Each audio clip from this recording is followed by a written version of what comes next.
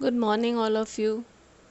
Students, today we are going to start the new chapter that is motion and time. Students, we often observe that objects like motor vehicles, aeroplanes, animals, birds, human beings all are having different types of motion. We know that different heavenly bodies like the galaxies, stars, sun, planets, and the moon all are in motion. It is also known to you all that our earth is moving around the sun. When we are sitting at one place, the blood in our body is flowing through the arteries and veins. That means it is also in motion. And air is flowing into and out of our lungs. We thus realize that motion is an integral part of our life. So, in this chapter, we will learn about the motion, different type of motions, what is rest and what is motion, what is the difference between rest and motion. Students, when do we say that an object is in motion? An object is said to be in motion if its position with respect to its immediate surroundings changes with time. An object is said to be in motion if it changes its position with respect to its immediate surrounding and time. Then the object is said to be in motion if it changes its position with respect to its immediate surrounding. And if the position of an object with respect to its immediate surrounding does not change with time, then the object is said to be at rest with respect to its immediate surrounding. Once again, the difference between rest and motion is an object is said to be in motion if its position with respect to its immediate surroundings changes with time. And when the position of an object with respect to its immediate surroundings does not change with time, then it is said to be at rest with respect to its immediate surrounding.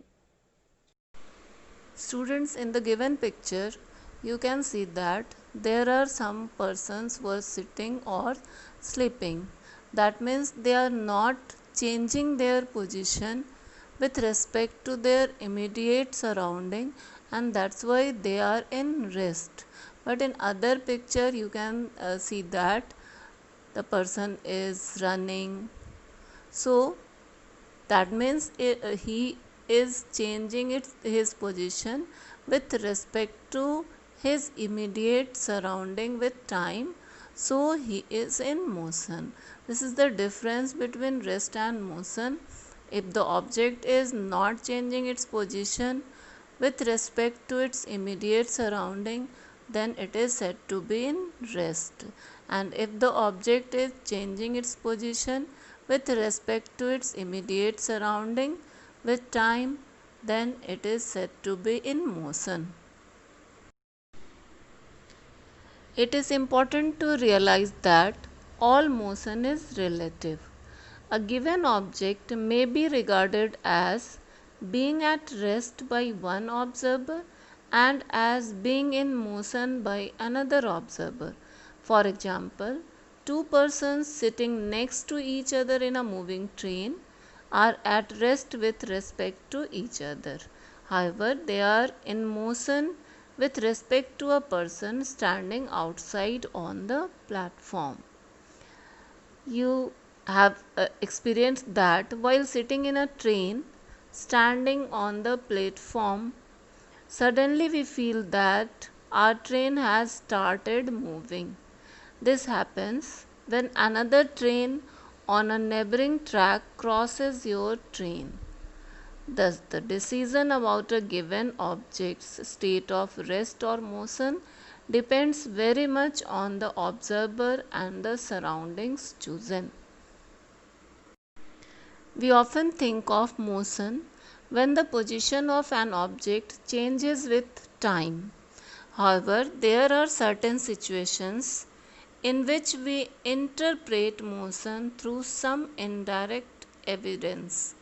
Thus, the motion of air is visualized through movement or rustling of leaves, and motion of earth is interpreted through observation, like the regularity of sunrise and sunset.